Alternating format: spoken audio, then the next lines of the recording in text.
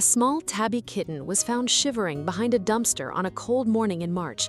No mother in sight, no collar, no name. Just a tiny brown-striped body pressed so tightly into the corner that the woman who found her almost walked right past. Her eyes were wide open, watching, waiting for the next bad thing to happen, because in her short life, something bad always did. The woman scooped her up anyway. The kitten went rigid in her hands, claws out, body braced for pain that never came. At the shelter, they named her Willow, and they wrote one line on her intake form that the staff would remember for months. Extreme fear response, flinches at touch, do not force contact. The vet who examined her found nothing broken, no injuries, no obvious scars, but something inside her was clearly broken anyway, the kind of damage that never shows up on an X-ray. Some kittens are simply born cautious. Willow was terrified, in a way that made even seasoned staff members go quiet when they talked about her. If a story about trust and second chances is already pulling at you, stay until the end and consider subscribing so we can keep finding stories like hers for you.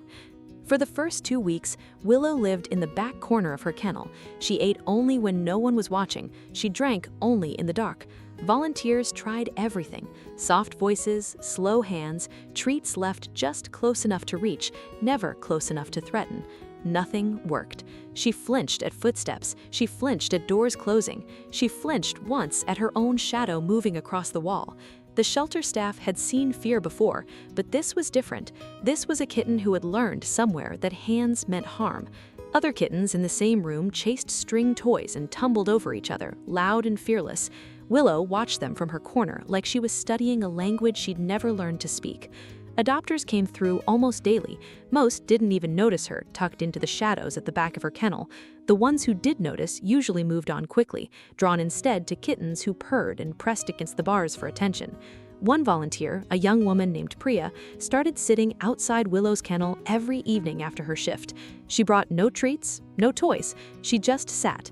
For 11 days, she said nothing and did nothing except exist quietly nearby.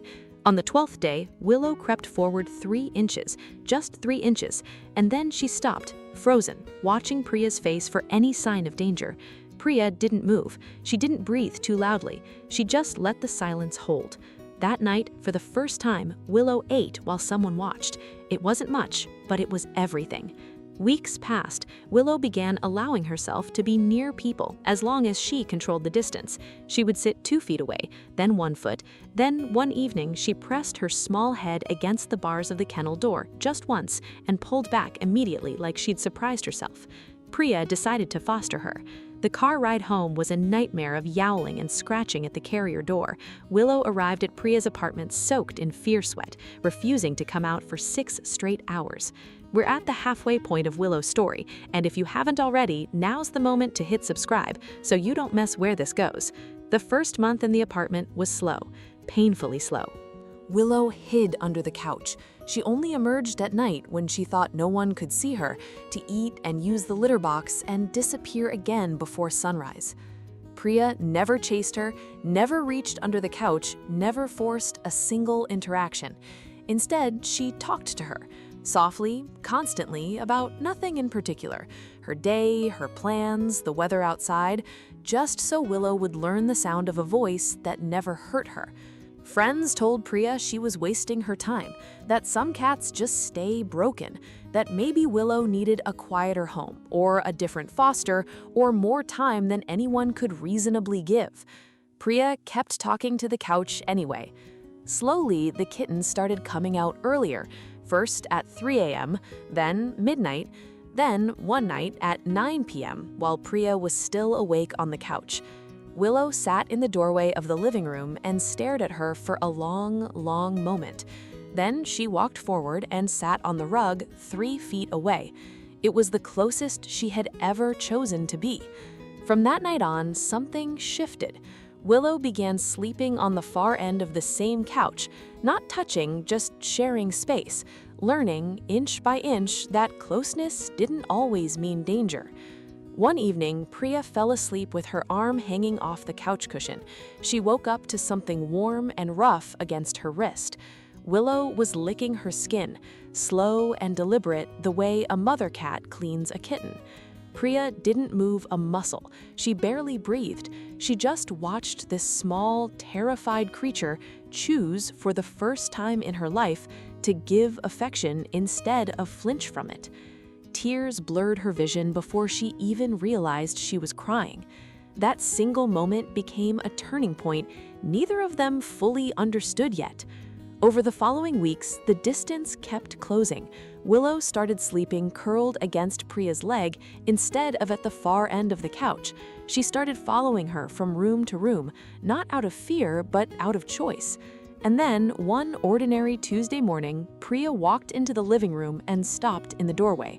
Willow was lying on her favorite blanket, the pink paw print one by the window, completely on her back, paws in the air, belly exposed to the world, fast asleep. For any cat, that posture is the deepest form of trust there is. A belly is where every vital organ lives. No animal exposes it unless it believes completely that nothing in the room will hurt it. The kitten who once flinched at a closing door was now sleeping with her most vulnerable self on full display, in a house full of people, in broad daylight. Priya stood in that doorway for almost a full minute before she could move. She thought about the trembling animal from the dumpster, the one who wouldn't eat if anyone was looking, the one whose intake form warned strangers not to reach for her. And now, here she was, soft, open, unguarded, breathing slow and even in a patch of morning sun. Priya didn't wake her. She just sat quietly on the floor nearby and watched her sleep, the same way she used to sit outside a kennel with nothing to offer but patience. Because that's what changed everything. Not treats, not toys, not even love at first, just time and the refusal to give up on a kitten everyone else had already written off. Priya thinks about that intake form sometimes, words that could have followed Willow for the rest of her life if someone hadn't sat outside a kennel for 11 days with nothing to offer but patience. She thinks about the adopters who walked past that kennel without a glance. Fear doesn't photograph well. It doesn't wag a tail or ask to be chosen. But underneath all that fear was a kitten who simply hadn't been given a reason to feel safe yet. And once she was, everything else followed on its own. Willow still has quiet moments where old fear flickers back, a loud noise, a sudden movement, a stranger's voice. But she always comes back now. She always chooses to come back.